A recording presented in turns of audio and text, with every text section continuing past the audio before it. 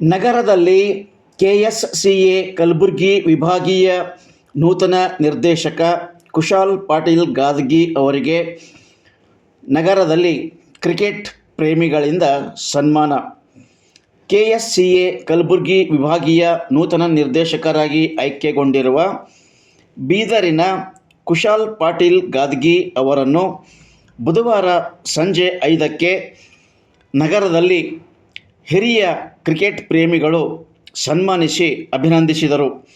ಈ ಸಂದರ್ಭದಲ್ಲಿ ಹಿರಿಯ ಕ್ರಿಕೆಟ್ ಪ್ರೇಮಿಗಳೂ ಆದ ನಿವೃತ್ತ ಕನ್ನಡ ಪ್ರಾಧ್ಯಾಪಕ ಡಿ.ಸಿ. ಬಿರಾದಾರ್, ಕ್ರಿಕೆಟ್ ಪ್ರೇಮಿಗಳೂ ಆದ ಉದ್ಯಮಿ ರಾಘವೇಂದ್ರ ಜಾಜಿ, ಬಿಜೆಪಿ ಹಿರಿಯ ಮುಖಂಡ ಮಾಣಿಕ್ ರೆಡ್ಡಿ ಕರ್ಣಿ, ಪುರಸಭೆ ಮಾಜಿ ಸದಸ್ಯರೂ ಆದ ಜಿಲ್ಲಾ